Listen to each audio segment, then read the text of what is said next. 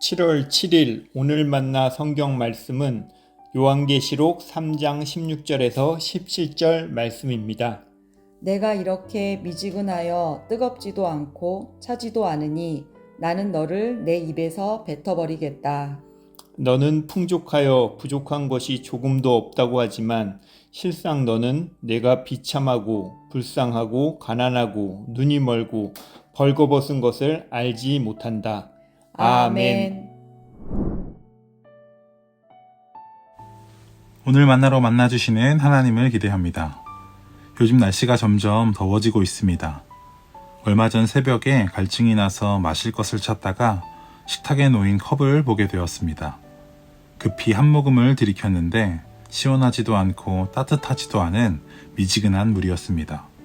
순간 입에 머금기도 불편하고 마시기도 힘들어 금세 내뱉어 버렸습니다. 차라리 시원하거나 뜨거운 물이었으면 좋았을 텐데 미지근한 물은 도무지 넘기기 어려웠습니다. 예수님께서는 오늘 본문을 통해 라오디게아 교회의 신앙이 바로 이 미지근한 물과 같다고 말씀하십니다.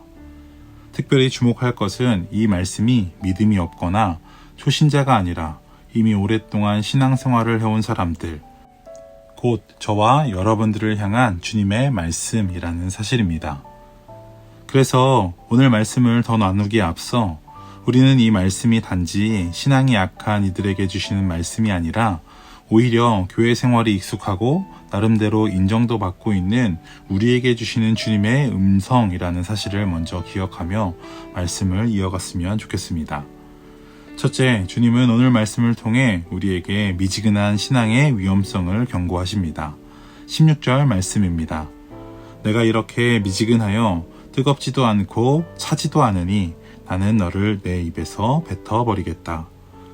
이 말씀은 세상에 있는 불신자들을 향한 것이 아니라고 말씀드렸죠.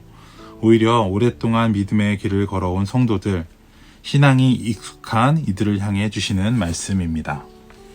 신앙생활을 오래 하다 보면 처음 가졌던 믿음의 열정과 감사가 점점 무뎌질 때가 있습니다.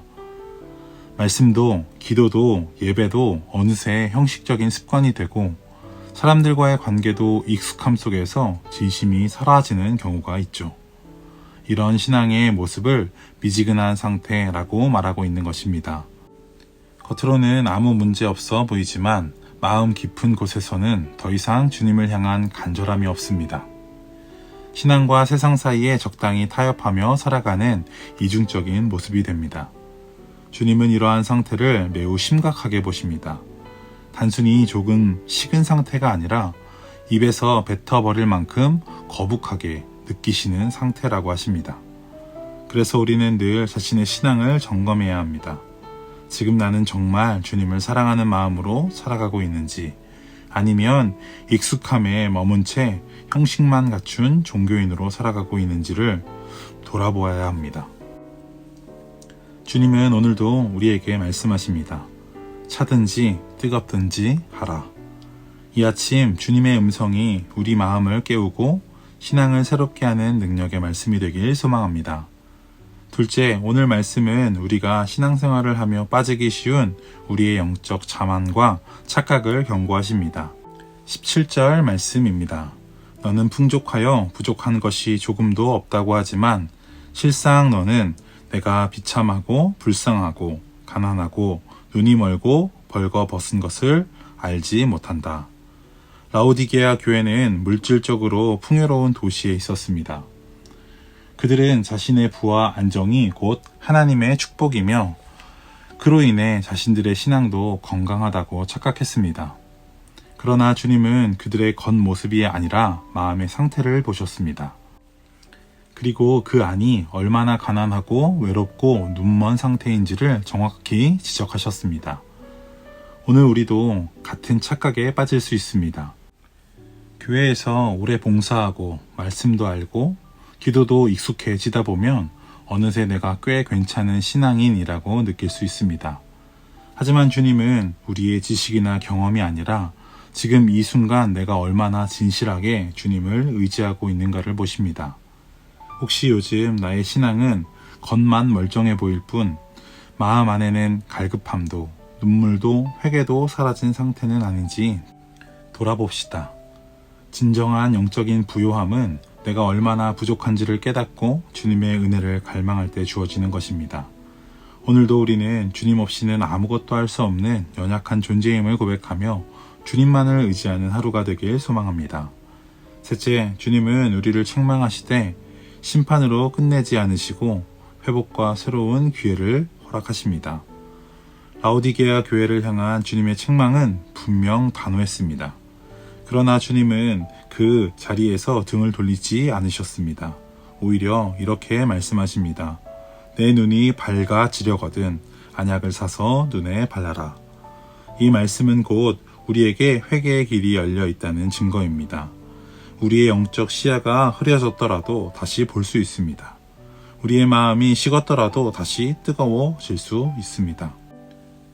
회개하고 돌이키는 이에게 주님은 언제나 눈을 열어주시고 다시금 사랑과 생명으로 회복시켜 주시겠다고 약속하십니다. 사랑하는 높은 뜻 성도 여러분, 오늘 주님은 우리에게 말씀하십니다. 형식적인 신앙, 자기 만족에 젖은 믿음으로는 주님과 동행할 수 없다고 말입니다.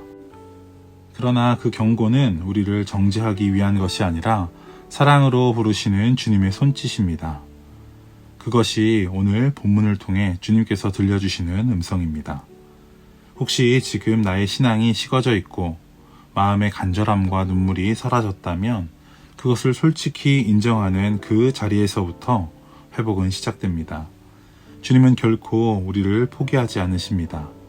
그분의 마음은 언제나 심판보다 회복에 더 가까이 있습니다.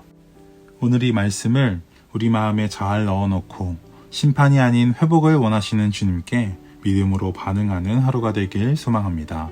기도하겠습니다.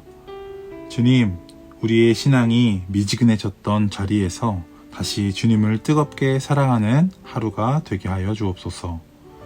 겉은 괜찮아 보이지만 속은 메말라 있던 우리의 마음을 주님의 은혜로 깨워주시고 자만과 익숙함 속에 안주했던 우리를 회개의 자리로 이끌어 주시옵소서.